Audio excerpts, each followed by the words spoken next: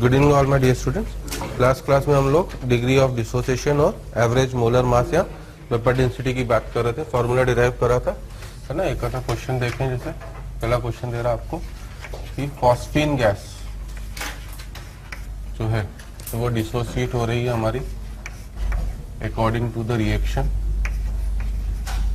P4 gas plus 6H2 gas. NH3 ammonia होती है, PH3 आपकी फॉस्फीन है, तो फॉस्फीन गैस डिसोसिएट हो रही है P4 gas plus 6H2 gas में, ठीक है। और आपसे बोला जा रहा है कि if observed vapour density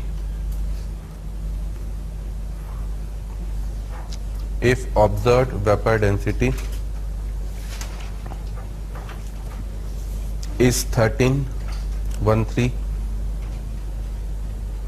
then calculate degree of dissociation of phosphine. Then calculate degree of dissociation of phosphine.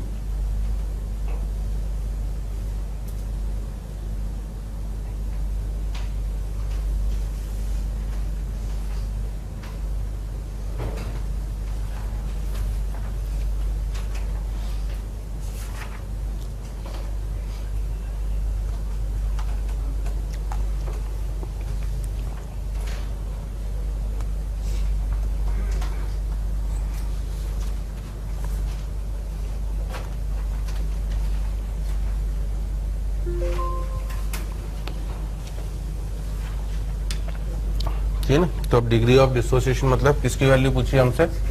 Alpha की, है ना। और अल्फा का डी, चूंकि वेपर डेंसिटी की बात कर रहा है, तो अल्फा का क्या फॉर्मूला था हमारे पास? D minus D upon N minus 1 into D, ठीक है। तो अब ये कैपिटल डी की वैल्यू गिवन है मुझे प्रॉब्लम में कि स्मॉल डी की वैल्यू गिवन है? स्मॉल डी, क्योंकि कैपिटल डी आपको प्रॉब्लम में कभी भी गिवन नहीं होगा, वो आपको प्रॉब्लम में खुद कैलकुलेट करना पड़ता है ना। और कैपिटल डी का मतलब क्या है? जो भी रिएक्टेंट है, अब मुझे यहाँ पे रिएक्टेंट क्या दिख रहा है? PH3, इसका मोलर मास बाय 2, और फॉस्फीन का मोलर मास, फॉस्फोरस का 31, 3H, तो 31 प्लस 3 34, तो 34 बाय 2, तो कैपिटल डी की वैल्यू तो कितनी हो गई? 17। अब बात करी जाए किसकी? N की, तो N कैसे निकाला जाता था?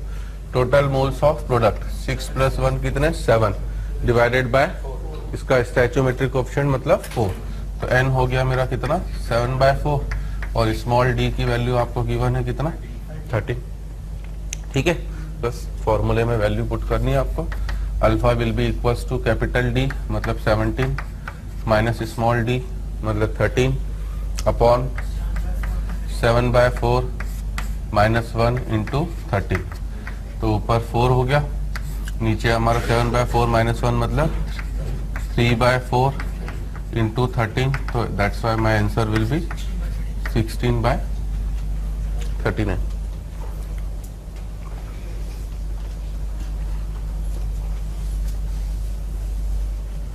ठीक है ना। तो इस तरह से ये न्यूमेरिकल क्वेश्चन है। कल हमने एक ग्राफिकल थ्योरेटिकल क्वेश्चन देखा था। तो हर प्रॉब्लम में आपको ध्यान रखना है कि कैपिटल डी और एन आपको खुद पता रहेगा, कभी अल्फा अननोन करेगा, कभी डी अननोन करेगा, और एक ही फॉर्मूला हमारे पास, ठीक है। अब इसके बेसिस पर ही एक और क्वेश्चन दे रहा है हमसे कि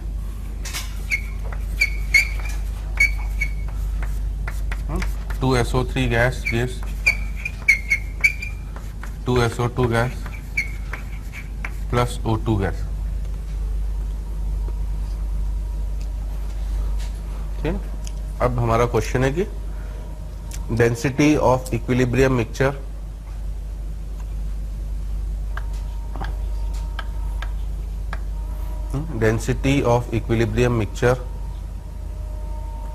at 727 डिग्री सेल्सियस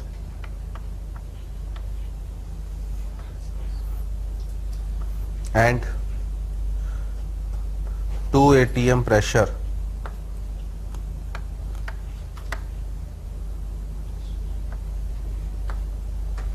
is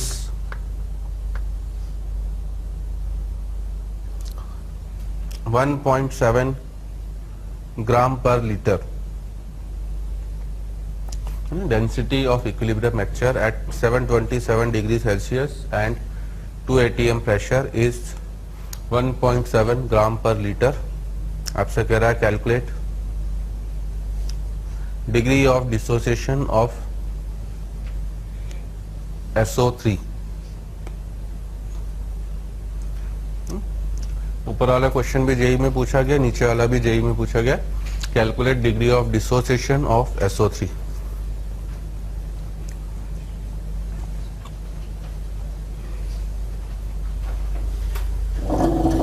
इस फॉर्मूले को यूज करें हम लोग यहाँ पर. अगर आप ऊपर वाला फॉर्मूला यूज कर रहे हो alpha equals to D minus D upon N minus one into D, ठीक है, तब ये आपका गलत आएगा इससे, अगर आप इस फॉर्मूले को यूज कर रहे हो तो, है ना. क्यों, क्या गलती हो जाएगी इसमें आपका, है ना. आपको जो मैंने डेंसिटी दी है इसकी मैंने आपको यूनिट दी है ग्राम पर क्या आपका लीटर, और अगर मैंने इसकी यूनिट दी है आपको तो इसका मतलब ये कौन सी डेंसिटी होगी, एब्सोल्यूट डेंसिटी. वेपर डेंसिटी की क्या यूनिट होती है, what is the unit of vapour density, no unit, क्योंकि वेपर डेंसिटी अगर मोल कॉन्सेप्ट से आपको याद हो, it is basically relative density of gas, और जो बाय 2 आता है मतलब ये किसके रिलेटिव है, हाइड्रोजन के. और अगर हाइड्रोजन मेंशन ना हो, है ना, कुछ मेंशन ना हो तो क्या लिया जाता है, हाइड्रोजन, और मेंशन होगा तो उस पर्टिकुलर गैस को, है ना. बट स्टिल मैं देख रहा हूं कि कैपिटल डी की वैल्यू सब लोग निकाल रहे हैं जो 40 है, ठीक है, और उसकी यूनिट भी लिख रहे हैं क्या, ग्राम पर लीटर.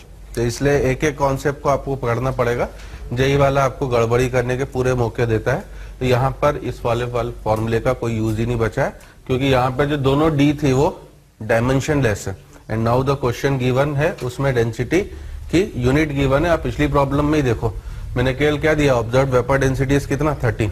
तो यूनिट देने का मतलब है कि यहाँ पर ये एब्सोल्यूट डेंसिटी है, और गैसियस मिक्सचर के लिए एब्सोल्यूट डेंसिटी का फॉर्मूला था PM/RT.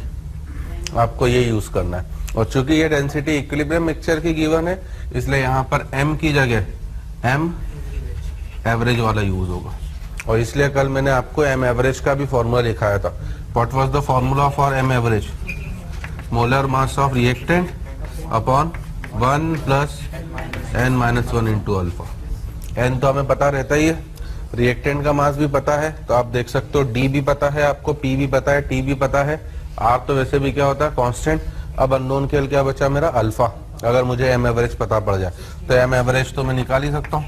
Molar mass of reactant कितना हो गया, 80, क्योंकि SO3 है, और n की वैल्यू कितनी हो जाएगी इस रिएक्शन के लिए, 2 + 1 3/2. तो n हो गया मेरा 3/2. तो अगर मैं यहाँ पर रख दूं तो 1 + 3/2 - 1 मतलब 1 + α/2. क्लियर. अब बस पुट कर दो आप value. This is 1.7, 2 M average की जगह 80 अपॉन 1 + α/2 अपॉन R 0.08 गिवन होगा, अभी मैं ले रहा हूँ, और 727 का मतलब कितना, 1000. तो ये आपका 0.08 × 1000 मतलब 80. 80 और 80 क्या हो गया आपके, कैंसर. तो 1.7 प्लस α/2 मतलब 0.85 अल्फा इक्वल्स टू कितना हो गया मेरा 2. तो यहाँ से बस अल्फा हो गया मेरा 0.3 upon 0.85, that is 30/85, that is 6/70. सही, ठीक है ना. तो इस तरीके से आपका हो जाएगा. तो दोनों प्रॉब्लम में डिफरेंस ध्यान रखिएगा. अगर वो यूनिट दे दे रहा है डेंसिटी की, पिछले वाले क्वेश्चन में एक डिफरेंस और था कि मुझे प्रेशर और टेम्परेचर की जरूरत नहीं है, क्योंकि आपको पता हो तो वेपर डेंसिटी कभी भी प्रेशर और टेम्परेचर के ऊपर डिपेंड नहीं करती. बट एब्सोल्यूट डेंसिटी जो होती है वो प्रेशर और टेम्परेचर के ऊपर डिपेंड करती है. सर ये वाला डी भी नहीं कर रहा है, लेकिन जो D40 आ रहा है वो यूज करके भी यही आंसर है. वो वाला फॉर्मूला यूज कर दिया, डी निकाल कर, तो ये आंसर. हाँ, अच्छा, आपने पहले स्मॉल डी निकाल लिया, ये वाला वेपर डेंसिटी. हाँ, देन हाँ, तब तो बिल्कुल सही है ना. Then there is no difference. But how are you calculating small d? PM/RT से हाँ PM/RT एवरेज निकालने। अच्छा, इससे पहले आपने एम एवरेज निकाला तो फिर तो यहीं से आंसर आ गया ना, बात तो वही पड़ गई। अब मैं सीधे कान पकड़ रहा हूं, तुम थोड़ा घुमा के पकड़ रहे हो। जब इसी में अल्फा आ गया है तो इस फॉर्मूले में जाओ मत ना, यहीं से अल्फा निकाल लो। ठीक है, तो इसलिए दोनों में डिफरेंस ध्यान रखना कि अगर प्रेशर टेम्परेचर को याद रख लेना या डेंसिटी की यूनिट को याद रख लेना, गिवन हो तो PM/RT वाला फॉर्मूला यूज होगा, अगर यूनिट ना गिवन हो तो अल्फा वाला फॉर्मूला आपका नॉर्मल यूज हो जाएगा। ठीक है, चलिए तो अब हमारा ये वेपर डेंसिटी वाला कॉन्सेप्ट जो कल समझाया था खत्म होता है। Now we are moving to our next topic, that is reaction coefficient.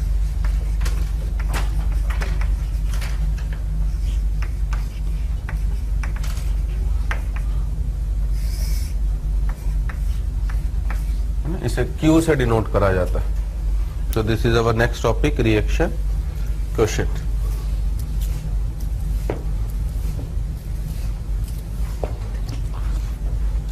अब इसका मीनिंग क्या है देखिए, अगर मैं एक जनरल रिएक्शन दे रहा हूं आपको, 2A + B gives C + D, ठीक है।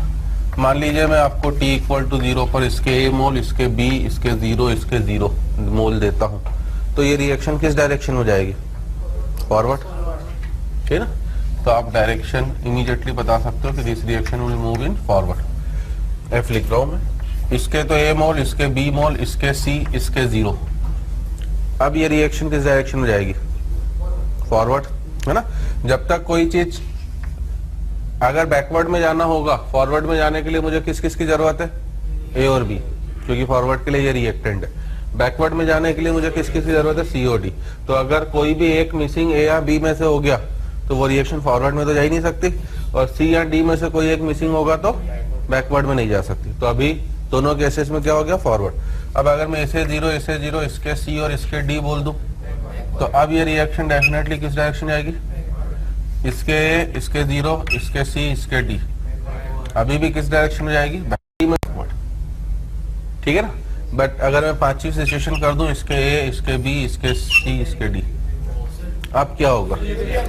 अब not only equilibrium, there are 3 possibilities are possible. हो सकता है कि ये फॉरवर्ड में जा रही हो सकता है ये बैकवर्ड में जा रही हो, और हो सकता है कि ये इक्विलिब्रियम पर ही हो, ठीक है ना। तो जब तक कोई एक मिस कर रहा हूं, अभी तक जितने भी क्वेश्चन करे हमने यही वाले करे। हालांकि मैंने एक क्वेश्चन कराया था, आपको याद हो, 2H2O gives 2H2 + O2, ये 2H2 + O2 लास्ट दिवाली की छुट्टी में जाने से पहले वाला लास्ट क्वेश्चन जो था आपका। इसके भी n मोल, इसके भी n मोल और इसके भी n मोल, तीनों के मोल्स थे। अब तीनों के मोल्स थे तो तीनों पॉसिबिलिटीज थी, बट आप क्वेश्चन में देखो तो मैंने साफ साफ बोला है कि y moles of H2 are dissociated. तो मैंने आपको खुद बता दिया है कि अगर H2 के y मोल डिसोसिएट हो रहे हैं, डेफिनेटली रिएक्शन किस डायरेक्शन में जा रही है? फॉरवर्ड। अगर मैं ये इन्फॉर्मेशन नहीं देता तो वहां पर भी ये केस हो सकता था कि ये रिएक्शन तीनों में से कोई भी सिचुएशन को फॉलो कर सकती थी। अब अगर तीनों में से कोई एक सिचुएशन फॉलो कर रही है तो मैं कैसे डिसाइड करूंगा कि आखिर कौन सी सिचुएशन है इन तीनों में से? उसकी मदद करने के लिए आपको हेल्प लेनी पड़ेगी किसकी? रिएक्शन कोएफिशिएंट की। तो रिएक्शन कोएफिशिएंट बेसिकली आपको रिएक्शन की डायरेक्शन प्रेडिक्ट करने में हेल्प करेगा, और वो भी कब करेगा हेल्प? जब all the reactants and products are present in the mixture. अगर कोई एक मिसिंग है तब तो मैं देख के क्या कर सकता हूँ, खुद ही बता सकता हूँ। तो पहले आप ये पांचों पॉसिबिलिटीज लिख लीजिए, और फिर मैं नीचे लिखा दे रहा हूँ इसका मीनिंग कि आप कैसे प्रेडिक्ट करेगा।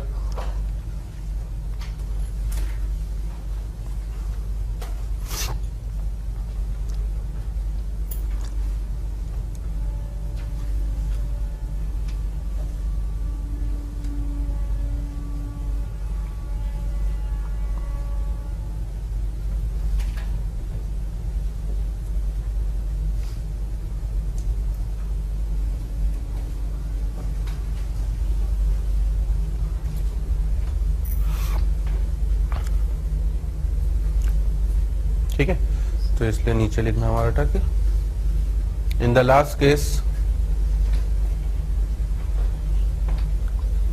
In the last case, to decide the direction of reaction, in the last case to decide the direction of reaction, reaction quotient is used.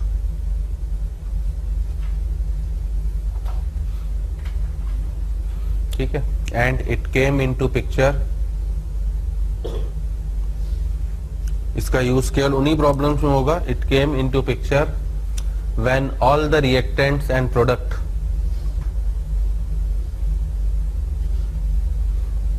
it came into picture when all the reactants and product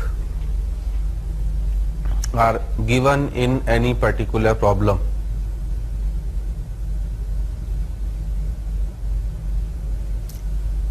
As well as it came, फिर से repeat कर रहा हूं, it came into picture when all the reactants and products are given in a particular problem, as well as equilibrium constant is also given, as well as equilibrium constant is also given. ठीक है, तो main जो इन चीज है chemical equilibrium में कि आपको situation से याद रखनी है. जो अभी मैंने 2H2 + O2 वाला क्वेश्चन दिया था, in that question I have given you all 3 things. ठीक है, बट वहां पे मैं डायरेक्शन क्यों नहीं पता कर पाया था, क्योंकि इक्विलिब्रियम कांस्टेंट गिवन नहीं था. तो मैंने इंफॉर्मेशन दी थी कि Y मोल H2 के क्या हो रहे हैं, डिसोसिएट. अब अगर इस तरह का केस हो, डायरेक्शन अभी आपको पता नहीं है, तो तब आपको ये नहीं बता रहा हूं मैं कि अगर मैं ये बोल दूं A डिसोसिएट हो रहा है, तब तो डायरेक्शन पता पड़ गई फॉरवर्ड. अगर मैं ये बोल दूं कि ए फॉर्म हो रहा है, तब भी डायरेक्शन पता पड़ गई बैकवर्ड. तो अब मैं वो नहीं बता रहा हूं, मैं आपको इसका क्या दे रहा हूं, इक्विलिब्रियम कांस्टेंट, कि आपको इक्विलिब्रियम कांस्टेंट पता है इसको. ठीक है, तो रिएक्शन क्वेश्चन वाले क्वेश्चन में इक्विलिब्रियम कांस्टेंट भी नोन होगा. पहली चीज ये याद रखनी है आपको. दूसरी चीज कि सभी रिएक्टेंट को क्या गिवन होंगे, प्रोडक्ट. अब आप क्या करोगे कि इक्विलिब्रियम तो आपको गिवन होगा प्रॉब्लम में, तो it is given in the problem. और Q जो रिएक्शन क्वोशिएंट है, इसे आप प्रॉब्लम में खुद क्या करोगे, कैलकुलेट. है ना, कैसे करोगे कैलकुलेट, बिकॉज इसका एक्सप्रेशन सेम होता है जैसे Kc का होता है. मान लीजिए अभी मैं कंसंट्रेशन वाला ही लूं, तो इसका एक्सप्रेशन बिल्कुल सेम. इस रिएक्शन के Kc का एक्सप्रेशन क्या होता है, concentration of C into concentration of D upon concentration of A का square into concentration of B. है ना, आपको सबके मोल्स पता है और वॉल्यूम ऑफ कंटेनर गिवन होगा, तो उससे कंसंट्रेशन पता पड़ गया, तो आप उससे किसकी वैल्यू निकाल सकते हो, Q की. तो Q आपको खुद कैलकुलेट करना है कि इक्विलिब्रियम क्या है आपको गिवन. अब 2 नंबर हैं आपके पास. जब भी आप 2 नंबर A और B को कंपेयर करोगे तो कितनी पॉसिबिलिटीज हो सकती हैं, 3. कौन सी 3, या तो दोनों बराबर होंगी, या A बड़ी होगी, या B. वही 3 सिचुएशन यहाँ पर भी है. तो आपको Q पता पड़ गया, कि इक्विलिब्रियम पता पड़ गया. अब आप उन्हें कंपेयर करो, तो कंपेयर जब करोगे तो 3 पॉसिबिलिटीज हो सकती है. या तो Q और K इक्विलिब्रियम आपको बराबर मिलेंगे, या Q क्या होगा, K इक्विलिब्रियम से छोटा होगा, या फिर Q क्या होगा मेरा, K इक्विलिब्रियम से बड़ा. तो 3 पॉसिबिलिटीज है, 3 ही सिचुएशन है. अगर Q और K इक्विलिब्रियम बराबर हो गए, दैट मीन मेरी रिएक्शन कहां पर हो गई, इक्विलिब्रियम. ठीक है, अगर Q के इक्विलिब्रियम से छोटा आ रहा है, तो इसका मतलब मेरी रिएक्शन मूव कर रही होगी किस डायरेक्शन में, फॉरवर्ड. ठीक है ना, छोटा हो गया इस वैल्यू से. तो आपको तो Q को K इक्विलिब्रियम का क्या करना है, बराबर. कब होगा बराबर, जब C और D बड़े, ठीक है, और A और B थोड़े से क्या हो जाए, कम, तभी तो Q की वैल्यू क्या होगी, बढ़ेगी. और Q की मैक्सिमम वैल्यू किसके बराबर हो सकती है, K के. तो इसलिए A और B को कम करना है, C और D को बढ़ाना है, तो it is possible only when reaction is moving in forward. और अगर बड़ा हो जाएगा तो डेफिनेटली रिएक्शन किस डायरेक्शन मूव करेगी, बैकवर्ड. तो that is the use of reaction quotient, जो क्वेश्चन में आपसे उन क्वेश्चन में आपकी मदद करेगा जब सभी रिएक्टेंट प्रोडक्ट आपको गिवन होंगे और साथ में K इक्विलिब्रियम, तब आपको डायरेक्शन पता करने में मदद मिलेगी.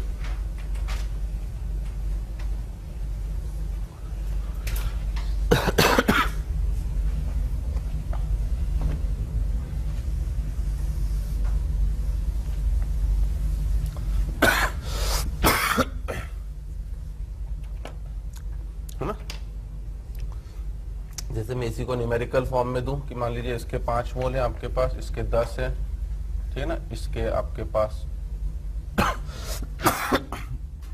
10 मोल और इसके आपके पास है 15 मोल। ये मोल्स हैं इनके, और वॉल्यूम ऑफ द कंटेनर में आपको दे रहा हूं 10 लीटर।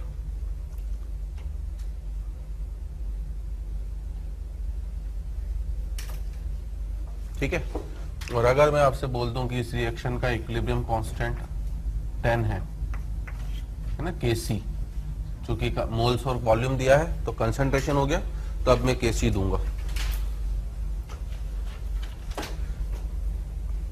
ठीक है ना, तो जो चीज थ्योरेटिकली बताई, अगर न्यूमेरिकली प्रॉब्लम बताना चाहूं तो इस तरह से होगी कि 5, 10, 10, 15 सबके मोल दे दिए, Kc दे दिए 10, वॉल्यूम दे दिया 10 लीटर, और क्वेश्चन के फॉर्म में आपसे बोल रहा है ना, कि determine whether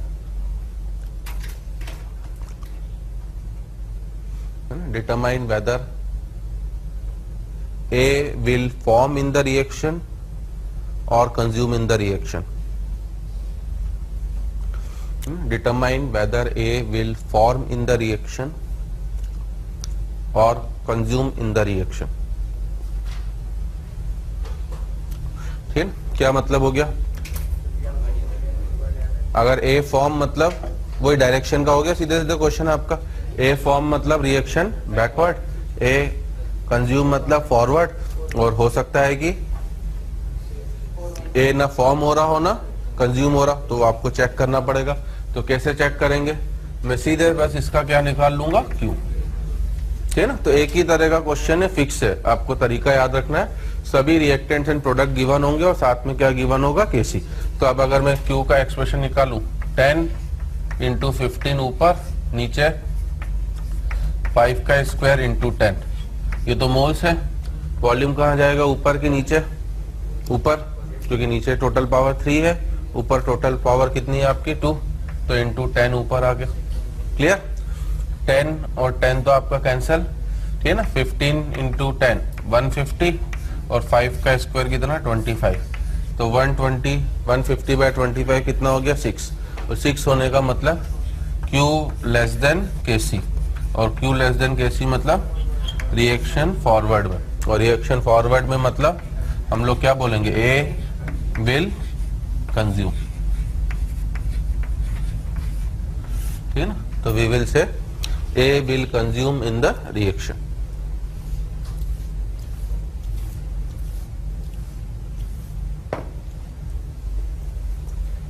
Okay, that is the simple use of reaction quotient. You just have to remember the condition. All the products and reactants will be given, as well as Kc will also be given. उससे आप immediately बता सकते हो कौन बन रहा है, कौन खत्म हो रहा है, रिएक्शन कहाँ जा रही है ना। अब हो सकता है इसी का सेकंड पार्ट क्वेश्चन का और पूछ ले, है ना। सेकंड पार्ट है also determine, अगर मैं ये पूछूं सेकंड पार्ट की, will this reaction at equilibrium, तो क्या बोलेंगे, नो, है ना। इक्विलिब्रियम पे कब होगी, जब Q और K इक्विलिब्रियम बराबर होंगे, है ना। तो मान लीजिए सेकंड पार्ट हम लोग यही पूछे कि will reaction, है ना। चलो also determine कर लो, also determine concentration of A at equilibrium, है ना। आप बोल रहे हो कि ये रिएक्शन इक्विलिब्रियम पर नहीं है, तो इसका मतलब अभी जो A के मोल्स दिए गए हैं 5, ये इक्विलिब्रियम वाले मोल्स नहीं है। तो आपसे बोल रहा है कि A के मोल्स कहां पर निकालो, इक्विलिब्रियम पर। मोल्स पता पड़ गए, उसको 10 से डिवाइड कर दोगे तो क्या पता पड़ेगा, कंसंट्रेशन। तो है ना, जरूरी नहीं कि वो पहला पार्ट पूछता, मैंने तो 2 अलग अलग पार्ट में करवाया है आपको। अब आपको अगर मैं पहला पार्ट नहीं भी पूछता, सीधे यही पूछता कि A का कंसंट्रेशन बताओ, तो भी आपको पहले रिएक्शन की क्या पता करने पड़ती, डायरेक्शन। आपने डायरेक्शन पता कर लिए। अब आप क्या लिखोगे अगली स्टेप में, जो हम लोग लिखते थे 5 - 2x। अगर बैकवर्ड होती तो क्या होता, उल्टे 5 + 2x होता। इसी वजह से पहले डायरेक्शन तो पता करनी थी। 5 - 2x, 10 - x, C के लिए क्या होगा, 10 तो पहले से ही थे, प्लस x, और D के लिए क्या होगा, 15 + x। ठीक है। अब अगर मैं इसका Kc निकालूं इस नए तरीके से, तो ऊपर 10 + x, नीचे कितना, 15 + x। अपॉन 5 माइनस 2x का whole square into 10 minus X और इंटू वॉल्यूम कहाँ जाएगा ऊपर, इसको वापस किसके बराबर करूंगा 10 के, ठीक है ना। हालांकि इतनी टिपिकल नहीं देगा प्रॉब्लम, टिपिकल इसलिए क्योंकि यहाँ पर x में किस तरह की इक्वेशन बन जाएगी, क्यूबिक, क्वाड्रेटिक नहीं है, क्यूबिक है, ठीक है ना। तो वो पावर अगर 1 कर देता मैं इसकी, तो ये किस तरह की इक्वेशन बनती, क्वाड्रेटिक, जिसे आप आसानी से क्या कर सकते हो, सॉल्व, है ना। तो अभी सॉल्व करने की जरूरत नहीं, मेरा पर्पस था आपको कॉन्सेप्ट बता देना कि क्वेश्चन हो सकता है डायरेक्ट ये पूछता है कि ए का नया कंसंट्रेशन बताओ इक्विलिब्रियम पर, तो आपको पहले डायरेक्शन पता करनी पड़ेगी, फिर उसके बाद अगर इक्विलिब्रियम पर आ जाती रिएक्शन Q और K बराबर आ जाते तो मेरा आंसर ही कितना हो जाता सीधे कि ए के इक्विलिब्रियम पर कंसंट्रेशन नंबर ऑफ मोल्स 5 है, तो कंसंट्रेशन 5/10, ठीक है ना। तो तब डायरेक्ट आंसर सीधे यही हो जाता, बट अभी मुझे इसको सॉल्व करके नया वैल्यू क्या करना पड़ेगा, निकालना, ठीक है। So that is the use of reaction quotient.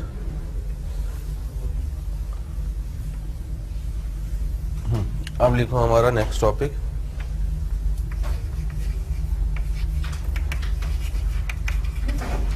Equilibrium constant,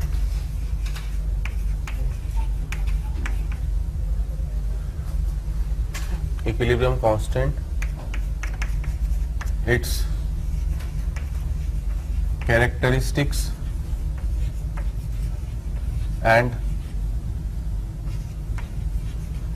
factors affecting it.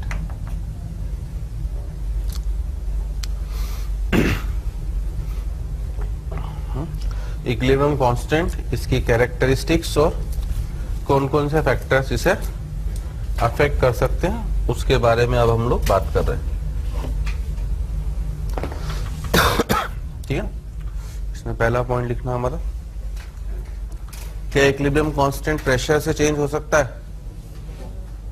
Equilibrium constant के लिए मैंने एक चीज बोली थी कि इसको ब्रह्मा जी का वरदान मिला हुआ है, ये केवल और केवल किसके साथ चेंज होता है, टेम्परेचर, है ना। तो पहला पॉइंट हम लोग यही लिखेंगे, equilibrium constant is not changed by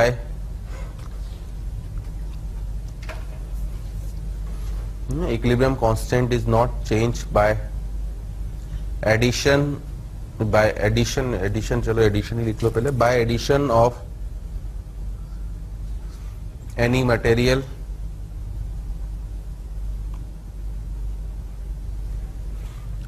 comma removal of any material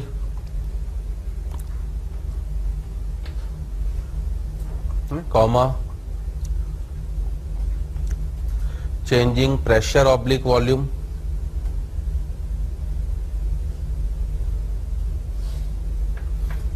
comma changing pressure oblique volume and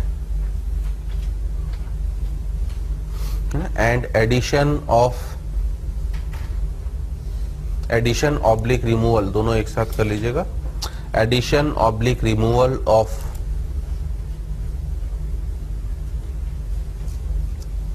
any reactant oblique product.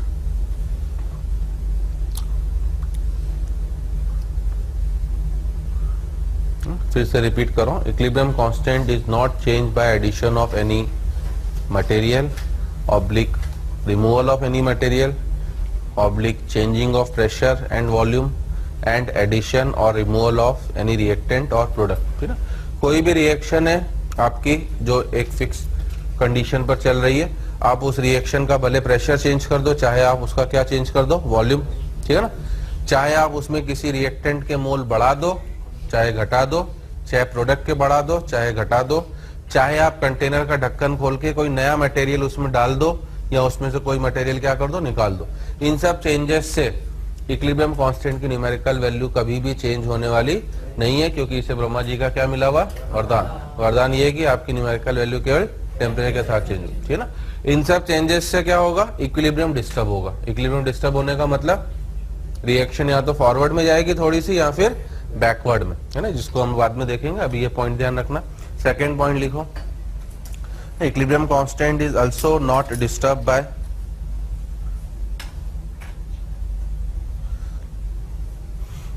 equilibrium constant is also not disturbed by addition of catalyst. Equilibrium constant is also not disturbed by addition of catalyst. अगर आप अपनी reaction mixture में catalyst add कर दोगे तो भी equilibrium constant को इससे कोई भी लेना देना नहीं है, ठीक ना। थर्ड पॉइंट आप लिख लो चाहे तो, है ना, कि by changing P pressure oblique volume oblique moles,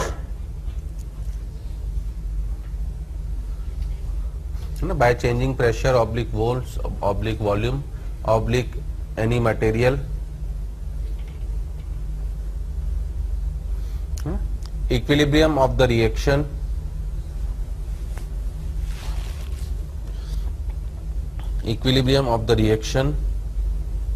will be disturbed. इनसे आपकी रिएक्शन का इक्विलिब्रियम डिस्टर्ब हो जाता है. Equilibrium of the reaction will be disturbed and reaction will move. Equilibrium of the reaction will be disturbed and reaction will move either in forward direction.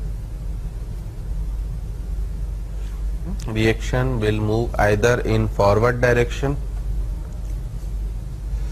or in backward direction to again establish equilibrium.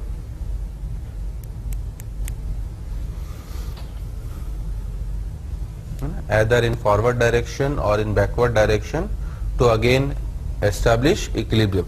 अगर आपके पास कोई reversible reaction है तो वो हमेशा कहाँ पे रहेगी? इक्विलिब्रियम पर ही रहेगी, ठीक है ना. आप इनमें से अगर आपने शुरुआत में केवल रिएक्टेंट लिए थे तो भी कुछ समय के बाद क्या एस्टेब्लिश हो जाता है? इक्विलिब्रियम. अगर रिएक्शन इक्विलिब्रियम पर आ चुकी है फिर आपने कुछ चेंज करा तो भी इक्विलिब्रियम क्या हो जाएगा? डिस्टर्ब हो जाएगा. मान लीजिए अभी जो मैंने रिएक्शन लिखी थी 2A + B गैस वाली, मान लीजिए वो रिएक्शन में इक्विलिब्रियम A के 4 मोल के साथ आ रहा था. 5 मोल तो थे जब, तब रिएक्शन किस डायरेक्शन में जा रही थी? फॉरवर्ड. तो मान लीजिए 4 मोल पर इक्विलिब्रियम आ गया, ठीक है. तो A के मुझे इक्विलिब्रियम पर कितने मोल चाहिए? 4. अब मैंने जबरदस्ती कंटेनर का ढक्कन खोला और A का 1 मोल और डाल दिया तो वापस A के कितने मोल हो गए? 5. तो क्या 5 मोल के साथ इक्विलिब्रियम रहेगा? नहीं. फिर रिएक्शन को किस डायरेक्शन में जाना पड़ेगा? फॉरवर्ड में. आ रही मेरी बात समझ में? तो अगर आपने इनमें से कोई भी फैक्टर चेंज करा, प्रेशर को, वॉल्यूम को, मोल्स को, कंसंट्रेशन को या कोई मटेरियल डाल दिया, इनसे इक्विलिब्रियम कांस्टेंट की वैल्यू चेंज नहीं होगी बट रिएक्शन की डायरेक्शन जरूर चेंज हो जाएगी. वो मैं रिएक्शन कोएफिशिएंट से पता कर सकता हूँ. रिएक्शन कोएफिशिएंट में आपका प्रोडक्ट कहाँ आ रहे थे? ऊपर. रिएक्टेंट कहाँ आ रहे थे? नीचे. तो आपने क्या चेंज करा वो देख के आप बता सकते हो. मैंने अभी किसको बढ़ाया? ए को. ए मतलब रिएक्टेंट. रिएक्टेंट को बढ़ाते ही क्यू की वैल्यू पहले से कम हो जाएगी कि बढ़ जाएगी? कम हो जाएगी. तो क्यू के इक्विलिब्रियम से क्या हो गया? कम. और क्यू के इक्विलिब्रियम से कम हुआ तो रिएक्शन किस डायरेक्शन में जाएगी? फॉरवर्ड. अगर मैं सी को डालता तो क्या होता है ना? वैसे तो देख के मुझे समझ में आ जाना चाहिए कि सी डाला. सी क्या है? प्रोडक्ट. प्रोडक्ट बढ़ गया, अब उसे खत्म करना है. खत्म करने के लिए बैकवर्ड. बट ऐसे नहीं समझ में आता तो क्यू से सोचो. क्यू में सी का एक्सप्रेशन कहाँ आएगा? ऊपर. तो आपने सी बढ़ाया तो क्यू भी बढ़ा और क्यू बढ़ते ही रिएक्शन बैकवर्ड में चली जाएगी, ठीक है ना. तो इस तरीके से वो लीच अटेंडेंस प्रिंसिपल का पार्ट है जो कल की क्लास में आएगा और डिटेल में समझाऊंगा. बट अभी मैं एक आइडिया दे रहा हूं कि इन सब चेंजेस से आपको लगे कि सर इनसे बाकी हो क्या रहा है. इन सब चेंजेस से केवल रिएक्शन का क्या होगा? इक्विलिब्रियम डिस्टर्ब होगा. या तो फॉरवर्ड में भागेगा या फिर बैकवर्ड. बट इनसे इक्विलिब्रियम कांस्टेंट की वैल्यू चेंज नहीं होगी क्योंकि वो केवल और केवल किससे होगी? टेम्परेचर, है ना. तो चौथा पॉइंट ये लिखना कि numerical value of equilibrium constant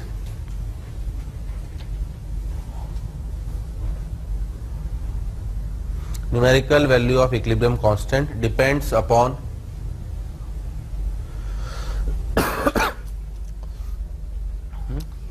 numerical value of equilibrium constant depends upon temperature as well as numerical value of equilibrium constant depends upon temperature as well as stoichiometry of the reaction. ये temperature पर और reaction की किसके ऊपर depend करेगी, stoichiometry. That's why you have seen कि हर question में मैं आपको एक बैलेंस्ड इक्वेशन दे रहा हूं, क्योंकि अगर मैं इक्वेशन नहीं दूंगा तो हो सकता कोई क्या करेगा, नहीं फॉरवर्ड से बैकवर्ड, बैकवर्ड से फॉरवर्ड नहीं। अगर मैं 2NH3 गिव्स N2 + 3H2 नहीं देता हूं तो हो सकता है कोई उस रिएक्शन को NH3 gives half N2 + 3/2H2 ले ले, तब एक्सप्रेशन बदल गया आपका। अब क्या एक्सप्रेशन होगा, N2 की पावर हाफ H2 की पावर 3/2 और नीचे NH3। और अगर मैंने जो रिएक्शन दी थी उसके हिसाब से ऊपर N2 H2 की पावर 3 और नीचे NH3 की पावर 2। अगर कोफिशिएंट बदल गए इनके तो डेफिनेटली K की वैल्यू भी क्या हो जाएगी, चेंज। आ रही मेरी बात समझ में। तो आपका न्यूमेरिकल वैल्यू जो इक्विलिब्रियम कांस्टेंट की चेंज होगी वो केवल और केवल टेम्परेचर और स्टोइचियोमेट्री ऑफ द रिएक्शन से। और दोनों के लिए क्या फर्क पड़ता है, तो पहला A बना के टेम्परेचर लिख लेना।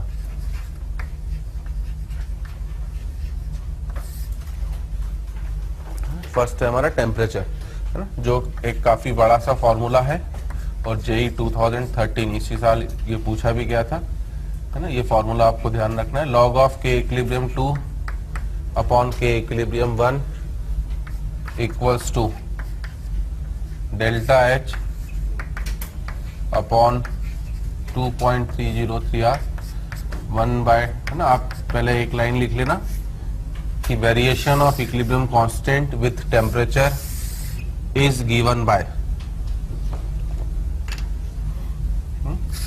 आप पहले अपनी एक लाइन लिख लेना कि variation of equilibrium constant with temperature is given by, this is our formula, log K equilibrium 2 upon K equilibrium 1 equals to del H upon 2.303R 1/T1 minus 1/T2, है ना। यहाँ पर K इक्विलिब्रियम 2 का मतलब है हमारा equilibrium constant at temperature T2, है ना।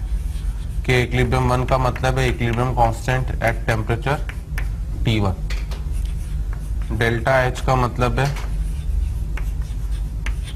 एंथैल्पी बोलो या हीट बोलो ऑफ रिएक्शन, है ना। 2.303 तो कांस्टेंट ही है, R आपका यूनिवर्सल गैस कांस्टेंट है, T1 आपका इनिशियल टेम्परेचर है और T2 आपका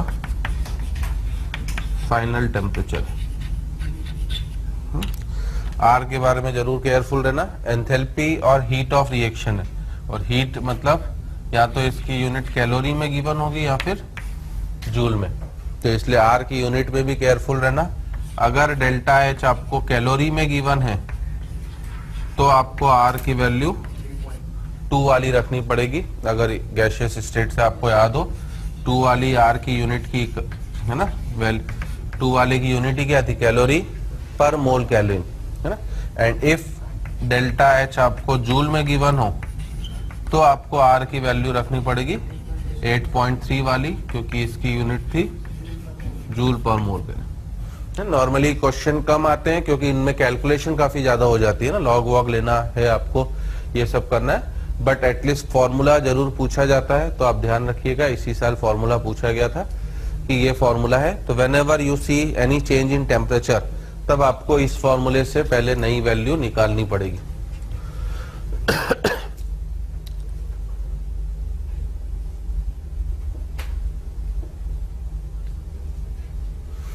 कि कभी आपको दे दे कि इस रिएक्शन का इक्विलिब्रियम कांस्टेंट 300 केल्विन पर इतना है, तो 400 केल्विन पर बताओ अगर रिएक्शन का डेल्टा H इतना है, तो 300 केल्विन ये हो गया, 400 केल्विन ये हो गया, डेल्टा H दिया होगा, R भी दिया है, 300 केल्विन पर वैल्यू गिवन होगी और पूछी किस पर वैल्यू है आपकी 400 पर।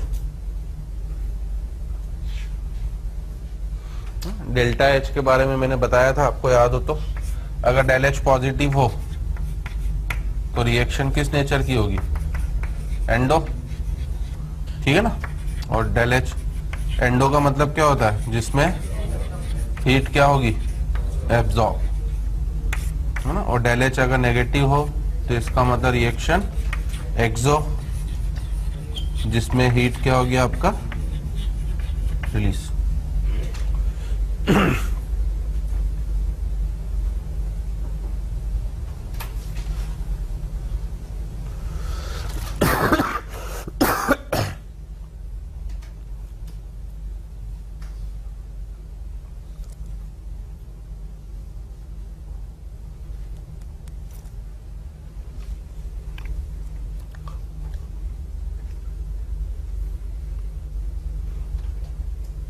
ठीक है।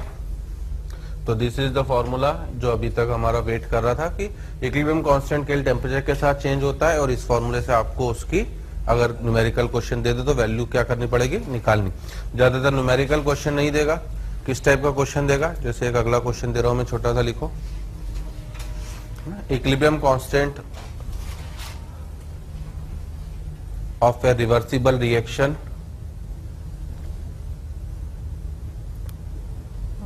equilibrium constant of a reversible reaction at 27 degrees Celsius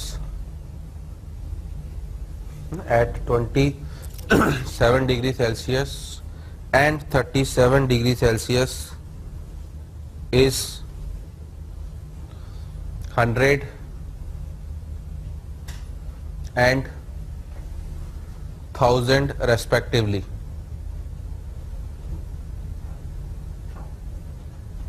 है ना, इज 100 and 1000 रेस्पेक्टिवली।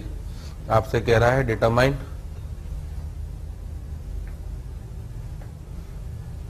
है ना, determine thermodynamic nature of reaction, determine thermodynamic nature of reaction. अब what is the meaning of thermodynamic nature, कि रिएक्शन एंडो है कि एक्सो है, ये आपको पता करना है ना। तो जहां पर भी दो टेम्परेचर दिखे अपने दिमाग में गांठ बांध लीजिएगा, आपके पास केवल एक ही फॉर्मूला है, इसके अलावा और कोई दूसरा फॉर्मूला नहीं है। तो हमने अभी तक लगभग 25, 30, 40 प्रॉब्लम कर ली होंगी क्लास में, किसी में भी मैंने टेम्परेचर आपको चेंज नहीं करवाया। इसमें आप देख सकते हो कि आपको दो टेम्परेचर दिखाई दे रहे हैं। तो whenever you are seeing two temperature in the problem, you have only one formula, आपको इसे अप्लाई करना है। अगर डेल्टा एच पॉजिटिव आ गया तो आप बोलोगे एंडो, और डेल्टा एच नेगेटिव आ गया तो आप बोलोगे एक्सो, ठीक है ना। हो सकता है क्वेश्चन ये भी पूछे कि कैलकुलेट हीट ऑफ रिएक्शन, तो आप ब्रैकेट में ये भी डाल देना कैलकुलेट हीट ऑफ रिएक्शन, वो भी बोल सकता है, ये भी बोल सकता है ना। तो मुझे कुछ नहीं करना, देखो अभी तो मैंने क्वेश्चन सिंपल ही दिया है आपको। आप इसमें है ना, पहले तो मैं इससे समझा रहा हूँ फॉर्मूले से, फिर एक रूल बता दे रहा हूँ। आप इसमें वैल्यू डालो, ऊपर कौन सी वाली वैल्यू डालोगे आप, 1000 फाइनल टेम्परेचर आपके लिए, नीचे वाली कौन सी वैल्यू डालोगे, इनिशियल मतलब 100 इक्वल्स टू डेल्टा एच, है ना। फॉर्मूले में लिखते वक्त हम लोग 2.3 पूरा लिखते हैं, मतलब 03, बट न्यूमेरिकली प्रॉब्लम में आप केवल 2.3 रखिएगा, है ना। पहले तो अगर आपको केवल अननोन की तरह करना है तो आप तो आर को अभी अननोन ही छोड़ दो, आर 1/T1 की जगह कितना रखोगे 300, माइनस T2 की जगह कितना रखोगे 400। अब आप मुझे ये बताओ कि ये चीज पॉजिटिव है कि नेगेटिव है, 1/300 माइनस 1/400 पॉजिटिव, सही है। ये भी पॉजिटिव, ये भी पॉजिटिव, तो ठीक है। और इधर देखो 1000/100 10,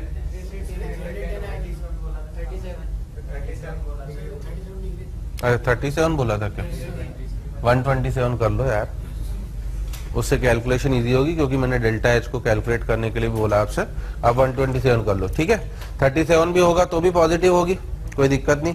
तो ये पॉजिटिव, ये पॉजिटिव, ये पॉजिटिव। अब इधर 1000/100 कितना हो गया 10, ठीक है ना। लॉग के अंदर अगर नंबर 1 से बड़ी है तो वो भी क्या हो गया आपका पॉजिटिव। तो सब पॉजिटिव आ रहा है, मतलब डेल्टा एच को भी पॉजिटिव होना पड़ेगा। तो अगर केवल नेचर पूछा है तो पूरा सॉल्व करने की जरूरत नहीं है। आई मेरी बात समझ में, this is positive, this is positive, ये वाली टर्म तो हमेशा ही पॉजिटिव रहेंगी, इसको तो कभी सोचने की जरूरत ही नहीं। तो अगर ये दोनों पॉजिटिव हो गए तो इसका मतलब डेल एच को भी पॉजिटिव होना पड़ेगा।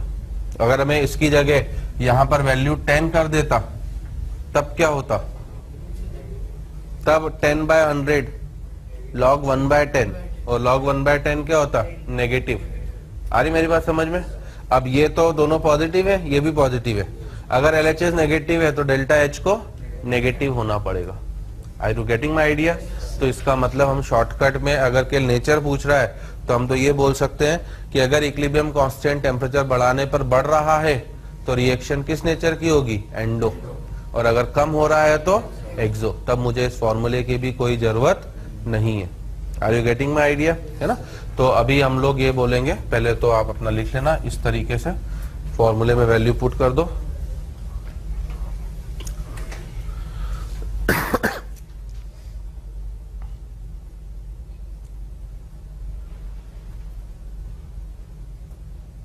है ना, और फॉर्मूले में वैल्यू पुट करने का नीचे लिख लेना, है ना, by looking the reaction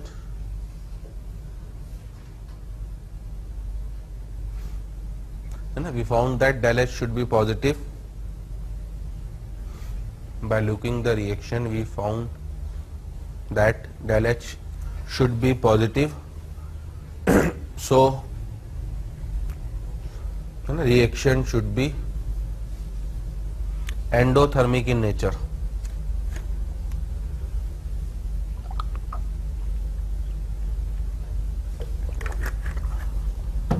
So reaction should be endothermic in nature. ठीक है, आपको अगर केवल नेचर पूछा है तो मैंने शॉर्टकट बता दिया जो लिखाने जा रहा हूं अभी मैं। अगर बढ़ रहा है टेम्परेचर बढ़ाने पर तो एंडो होगा और कम हो रहा है तो एक्सो। मैंने दोनों केस बता दिए, एक बार 1000 ले लिया और एक बार 10 ले लिया।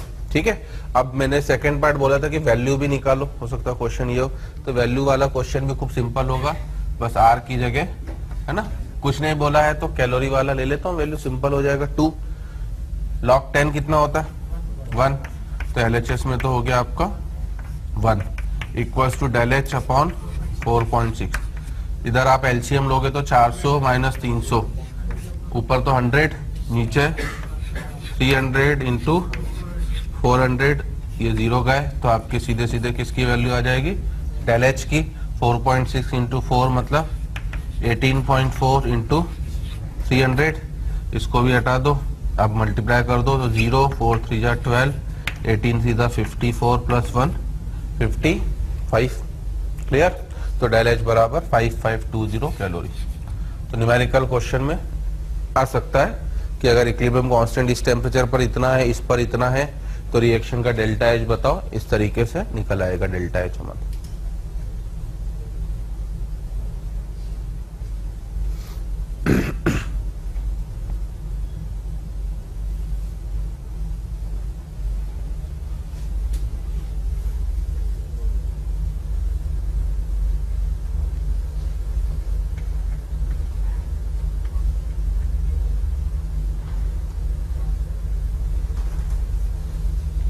ठीक है, चलिए तो अब नीचे इस पॉइंट को जो बोला था वो नोट बना के लिख लेना कि अब अगर ऑब्जेक्टिव में केवल डायरेक्ट क्वेश्चन हो तो बस इतना ध्यान रखना है, if equilibrium constant increases, if equilibrium constant increases on increasing temperature, if equilibrium constant increases on increasing temperature, then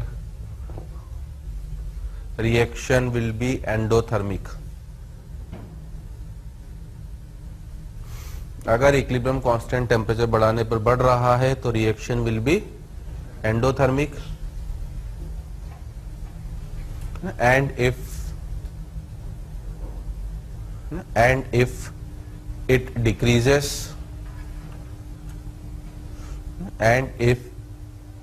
decreases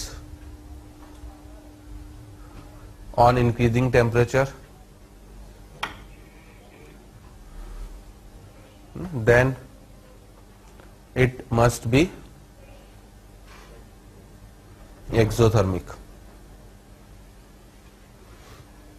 ठीक है, तो for shortcut if he is asking only for the nature, आपको अब सॉल्व करने की भी जरूरत नहीं है, इस पॉइंट को ध्यान रखना। टेम्परेचर बढ़ाने पर बढ़ेगा तो एंडो होगा और कम होगा तो एक्सो, है ना। मतलब उल्टा क्वेश्चन भी पूछ सकता है, अगर ये पूछे कि एंडोथर्मिक रिएक्शन किस टेम्परेचर पर सुटेबल होगी। किसी भी रिएक्शन को सुटेबल बोलने का मतलब क्या है, रिएक्टेंट ज्यादा बने कि प्रोडक्ट ज्यादा बने, प्रोडक्ट, क्योंकि हमारा किसी भी केमिकल रिएक्शन को करवाने का पर्पस प्रोडक्ट बनाना होता है। तो अगर मैं दूसरे वे में ये भी पूछ सकता हूं कि endothermic reaction is suitable eight which temperature, तो क्या बोलोगे, हाई, क्योंकि जितना आप टेम्परेचर बढ़ाओगे उतनी रिएक्शन फॉरवर्ड में जाती जाएगी। कैसे, इक्विलिब्रियम कांस्टेंट आपने बोला है बढ़ गया, ठीक है ना। अब इक्विलिब्रियम कांस्टेंट बढ़ने का मतलब क्या है, what is the general meaning of equilibrium constant, product upon reactant, power over तो जो भी हो उससे मुझे कोई लेना देना नहीं। अब अगर आप 2 नंबर का रेशियो बोल रहे हो बढ़ रहा है तो how it is possible, it is possible only when P बढ़े आर कम हो, सही है। और पी बढ़े और आर कम हो, ये कब पॉसिबल है? जब रिएक्शन फॉरवर्ड में जाए, क्योंकि जितना फॉरवर्ड में जाएगी रिएक्टेंट उतना कम होता जाएगा, प्रोडक्ट उतना बढ़ेगा, मतलब इक्विलिब्रियम कांस्टेंट की वैल्यू लगातार बढ़ती जाएगी। मतलब in other words we can say कि एंडोथर्मिक रिएक्शन हमेशा किस टेम्परेचर पर सुटेबल होगी? हाई टेम्परेचर, है ना। तो आप चाहो तो सेकंड पॉइंट ये भी लिख लेना और ये एक्सप्लेनेशन डाल देना कि endothermic reaction is suitable at high temperature. Endothermic reaction is suitable at high temperature.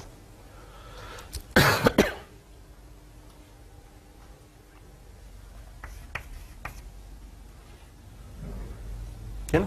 और अगर एंडो हाई टेम्परेचर पर सुटेबल है तो एक्सो लो पर होगी, उल्टा होना चाहिए।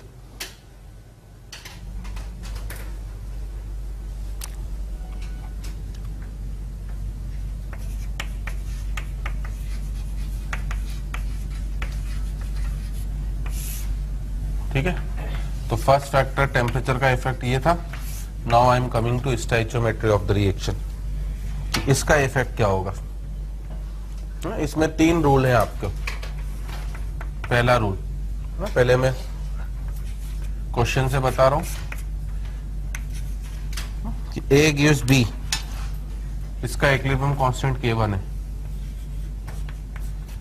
B gives A, आपने उल्टा कर दिया तब K2 है। अगर मुझसे बोलता है कि अब इन दोनों रिएक्शंस में क्या रिलेशन है, हमने बस रिएक्शन को क्या कर दिया? उल्टा, है ना। तो अगर आपने रिएक्शन को उल्टा करा तो डेफिनेटली इनके इक्विलिब्रियम कांस्टेंट में भी कुछ रिलेशन होगा। वो कैसे निकालेंगे? K1 की वैल्यू अगर आप लिखोगे तो क्या लिखोगे? B bye A। K2 की वैल्यू लिखोगे तो A बाय B। मतलब क्या रूल हो गया? K1 K2 में क्या रिलेशन हो गया? K2 is equals to 1 bye K1। मतलब रिलेशन क्या हो गया? अगर आप किसी रिएक्शन को उल्टा करोगे तो उसका इक्विलिब्रियम कांस्टेंट सीधे इनवर्स। अगर किसी का 10 है, उल्टा करते ही उसका 1 बाय 10। 100 होगा तो 1 बाय 100, है ना। तो पहले आप रूल लिखो, फिर ये एग्जांपल लिखना। पहला रूल है हमारा कि on reversing any reversible reaction,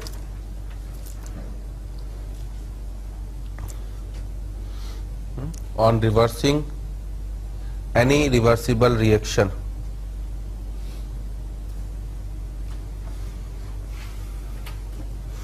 its equilibrium constant will be inversed.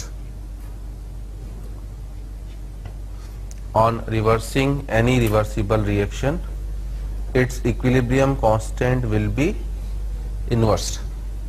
अगर आप किसी रिवर्सिबल रिएक्शन को उल्टा कर रहे हो तो इसका इक्विलिब्रियम कांस्टेंट क्या हो जाएगा? इनवर्स हो जाएगा, सीधे उल्टा हो जाएगा। ठीक है, अब आप अपना एग्जांपल डाल सकते हो। This is first rule. That's why stoichiometry का ध्यान रखना हमें कंपलसरी हो जाता है।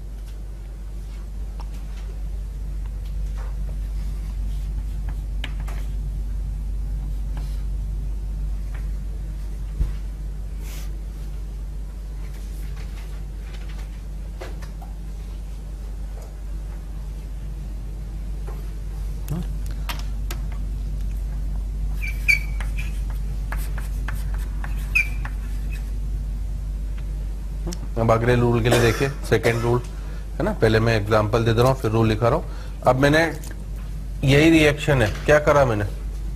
केवल 2 से क्या कर दिया? मल्टीप्लाई। दैट्स वाई स्टोइचियोमेट्री देना, आपने जितने भी क्वेश्चन मैंने कराए हैं क्लास में, आपने ध्यान दिया होगा मैंने रिएक्शन लिख के दिया आपको, क्योंकि मैं रिएक्शन नहीं दूंगा तो गड़बड़ हो जाएगी। कोई A के साथ लिखेगा, कोई 2A के साथ, कोई बोलेगा मेरा लकी नंबर तो सर 5.5 है, तो मैं तो 5.5 के साथ लिखूंगा। इसलिए स्टोइचियोमेट्री गिवन होना कंपलसरी होती है। अब अगर मैं ये कर देता हूं और मैं आपसे बोलूं कि इसका इक्विलिब्रियम कांस्टेंट K3 है, तो K3 और K1 में रिलेशन बताओ, तब मैं क्या करूंगा? अब मैं K3 का एक्सप्रेशन लिखूं तो क्या होगा? B² अपॉन A² होगा। क्या मैं इसे B बाय A का स्क्वायर भी लिख सकता हूं? और B बाय A मेरे लिए किसके बराबर है? K1। मतलब K3 किसके बराबर हो गया? तो इससे क्या रूल समझ में आ रहा है मुझे? अगर मैं किसी रिएक्शन को किसी नंबर से मल्टीप्लाई करूंगा तो इक्विलिब्रियम कांस्टेंट उसकी पावर से रेस कर जाएगा। अगर मैंने 3 से करा होता तो ये क्यूब हो जाता, अगर मैंने हाफ से करा होता तो क्यूब रूट हो जाता, ये सॉरी स्क्वायर रूट होता। अगर मैंने 1/3 से करा होता तो क्यूब रूट हो जाता। तो that is my second rule कि अगर आप किसी रिएक्शन को किसी नंबर से मल्टीप्लाई करोगे, मतलब उसकी स्टोइचियोमेट्री को चेंज करोगे, तो नया इक्विलिब्रियम कांस्टेंट उसकी पावर से रेस कर जाएगा। तो पहले आप सेकेंड रूल लिख लेना कि on multiplying the reaction by any number,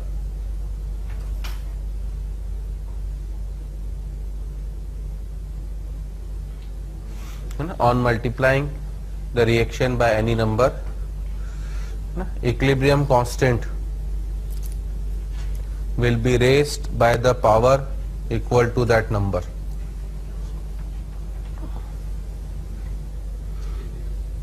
On multiplying reaction by any number, equilibrium constant will be raised by the power equal to that number. ठीक है, that is our second rule. ये उसका illustration है।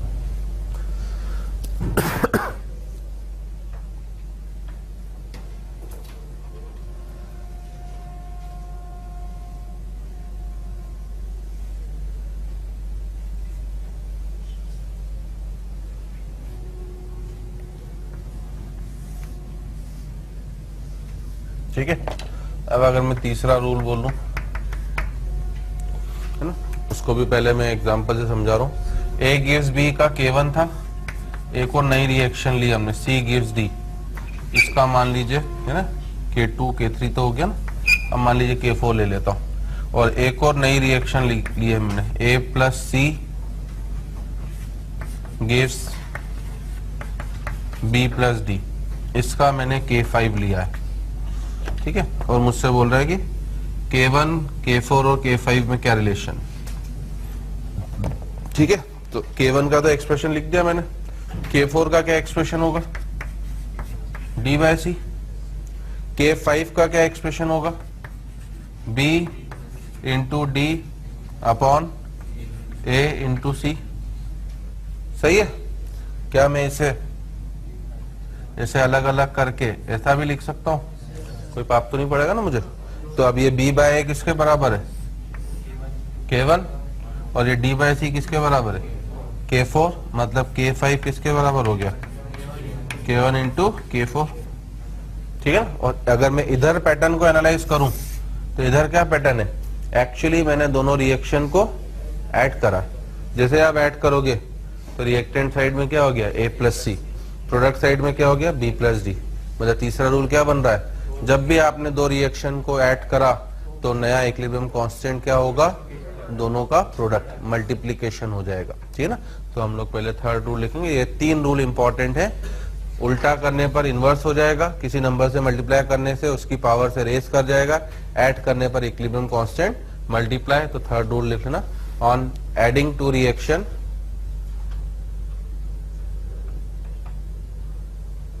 on adding to reaction their equilibrium constant will be multiplied.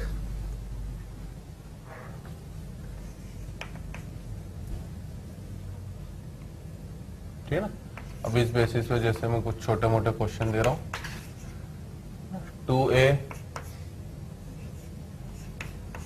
Plus 4b gives 2c, इसका equilibrium constant मैंने आपको दिया है 100, ठीक है ना।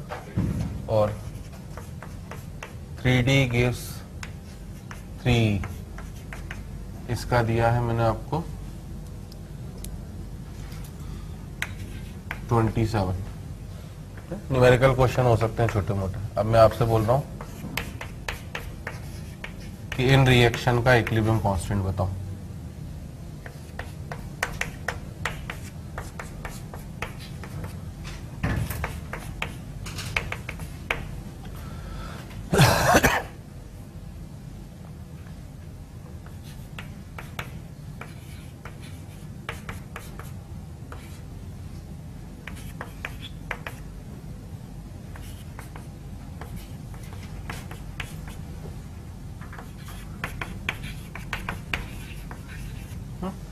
तो इसकी न्यूमेरिकल एप्लीकेशन इस तरह की है कि I am giving you two reaction कि इसका इक्विलिब्रियम कांस्टेंट इतना है, इसका इतना है, तो आपको find out equilibrium constant of this reactions.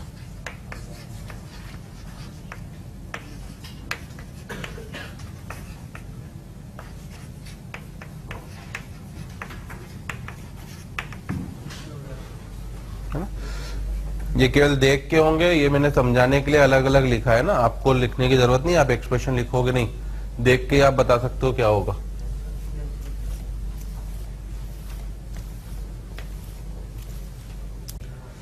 क्या करा है फर्स्ट में मैंने, है ना क्या करा है फर्स्ट में मैंने, केवल रिएक्शन को उल्टा कर दिया। उधर 2C था तो अब 2C इधर हो गया, और 2A उधर चले गया, 4B उधर चले गया। तो फर्स्ट रिएक्शन को मैंने उल्टा करा है, इसलिए इसका इक्विलिब्रियम कांस्टेंट में कितना बोलूंगा, 1/100 ऐसे। तो इसलिए मुझे कुछ लिखने की जरूरत नहीं पड़नी चाहिए, ये IQ लेवल पर बेस्ड क्वेश्चन होते हैं और आ चुके हैं जेईई में क्वेश्चन। सेकेंड में जैसे अगर मैं देखूं तो D और E आ रहा है, तो पहले तो रिएक्शन देख लूं, कौन सी रिएक्शन में D और E है, सेकेंड। और मैंने क्या करा है, कोफिशिएंट 3 था उसको मैंने 1 कर दिया है, दैट मीन मैंने इसे मल्टीप्लाई करा है 1/3 से। जिस नंबर से मल्टीप्लाई करोगे उसकी पावर से रेस कर जाएगा, तो 27 की पावर 1/3 मतलब 3 हो गया, है ना। A + 2B gives C। अब इसमें क्या करा मैंने, A, B और C आ रहा है, मतलब पहली रिएक्शन है। वापस कोफिशिएंट 2 था तो 1, 4 था तो 2, 2 था तो 1, मतलब पूरी रिएक्शन को मैंने 1/2 से मल्टीप्लाई करा है, तो इसलिए 100 की पावर 1/2। जिस नंबर से मल्टीप्लाई करोगे उसकी पावर से रेस कर जाएगा, ठीक है। तो इसलिए ये कितना हो गया, 10।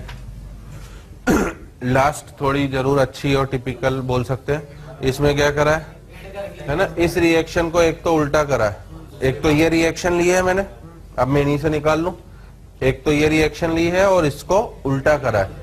तो इसको तो सीधे सीधे लिया है, मतलब इसका तो 3 ही रहेगा, मल्टीप्लाई करना है, बट इसको पहले उल्टा करना है। इसको उल्टा करोगे तो 10 की जगह 1/10, तो दूसरे वाले का कितना हो गया, 1/10। तो इसलिए नेट आंसर हमारा 3/10। तो इसके ऊपर आपको स्कूल एग्जाम में 11 की क्वेश्चन खूब मिलेंगे, जेईई में भी आ चुके हैं, है ना। कॉन्सेप्ट ये है कि केवल आपको देख के आइडिया लेना है कि उल्टा करा है, सीधा करा है, कोफिशिएंट कैसे चेंज करा है।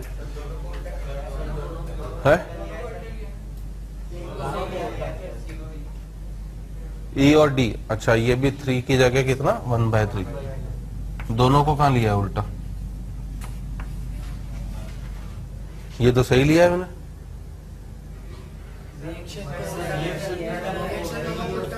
अच्छा, दोनों रिएक्शन को उल्टा लिया, ठीक है। चलो, तो ये चौथा पॉइंट था हमारा। और फिफ्थ और लास्ट पॉइंट लिखना, significance of value of equilibrium constant.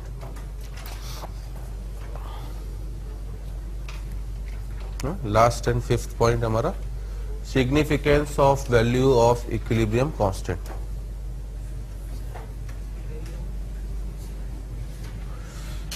अब सिग्निफिकेंस से मीनिंग क्या है, इसमें दो पॉसिबिलिटीज हो सकते हैं। हो सकता है किसी प्रॉब्लम में के इक्विलिब्रियम इज आपको वेरी हाई दे दे, खूब ज्यादा वैल्यू, है ना।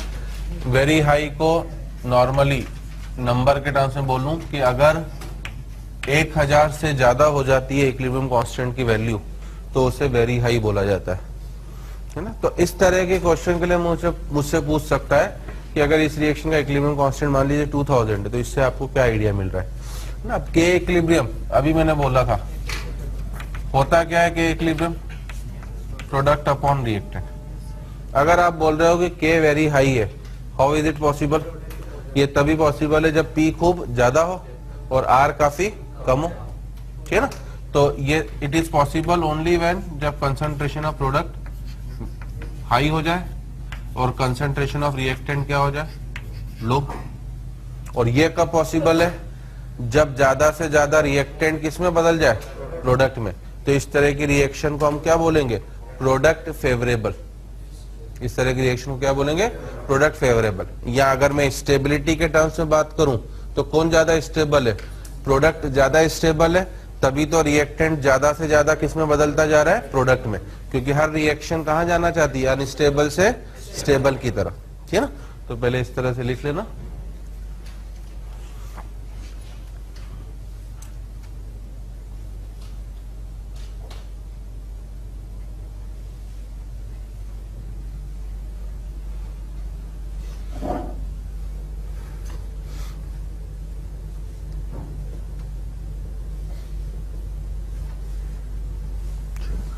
और अब इसमें नीचे डाल लेना कि higher value of equilibrium constant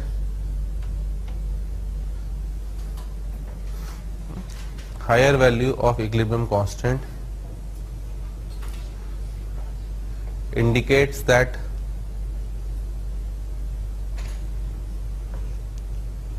higher value of equilibrium constant indicates that reaction is product favorable.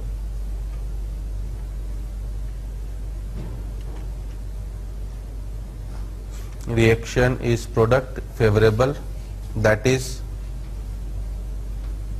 almost all of the reactant, है ना, almost all of the reactant are converted into product.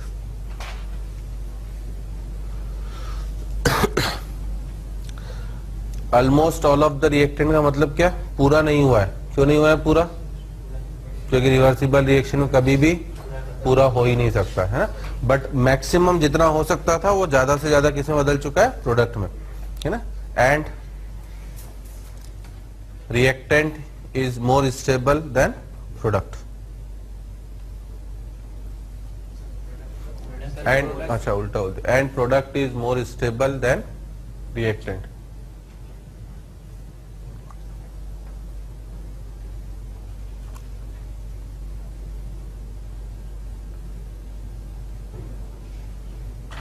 Product आपका ज्यादा stable होगा. और इस तरह की reaction को हम लोग क्या बोलेंगे कि इस तरह की रिएक्शन ऑलमोस्ट क्या हो चुकी है? कंप्लीट हो चुकी है. ठीक है. और दूसरी पॉसिबिलिटी इसके उल्टी हो सकती है कि के इक्विलिब्रियम इज वेरी लो, है ना. वेरी लो से हमारा मीनिंग होगा कि इसकी न्यूमेरिकल वैल्यू 10⁻³ से कम हो जाए. अब वापस के इक्विलिब्रियम से अगर मैं जाता हूं, तो क्या मैं बोलूंगा कि it is possible only when P खूब लो हो और R खूब ज्यादा हो. तो इसमें क्या बोलेंगे कि पूरा का पूरा प्रोडक्ट रिएक्टेंट में बदल गया. तो क्या बोलोगे? है ना, प्रोडक्ट रिएक्टेंट में बदल गया. ये तो कभी भी पॉसिबल नहीं है. आप तो किसी भी रिएक्शन को करवाते वक्त हमेशा पहले क्या लोगे? रिएक्टेंट. इसमें हम उल्टा बोलेंगे कि रिएक्टेंट प्रोडक्ट में बदलना नहीं चाह रहा है. रिएक्टेंट प्रोडक्ट में बदलना नहीं चाह रहा है बिकॉज रिएक्टेंट मोर स्टेबल है और प्रोडक्ट अनस्टेबल. तो इसमें हम ये बोलेंगे, ये मत बोल देना कि प्रोडक्ट रिएक्टेंट में बदल गया है. तो इसलिए इसमें लिख लेना कि, है ना, low value of K equilibrium implies that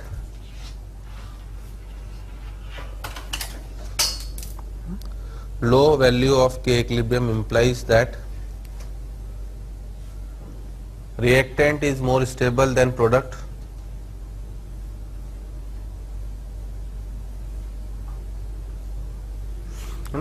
Implies that reactant is more stable than product. That is, it does not want to convert into product.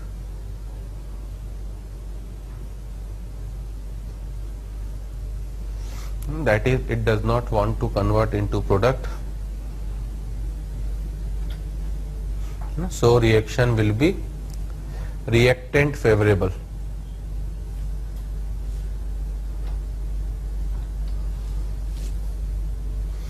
So reaction will be reactant favorable. और other words में आप ये भी बोल सकते हो कि reaction, extent of reaction, dot लगा के एक पॉइंट ये भी लिखना, extent of reaction in forward direction is very less. Extent of reaction in forward direction is very less. ठीक है ना. ऊपर वाले में पूछा कि extent of reaction forward direction में कितना है, तो क्या बोलेंगे हम लोग? वेरी हाई, क्योंकि ऑलमोस्ट कंप्लीट हो चुकी है. ठीक है ना.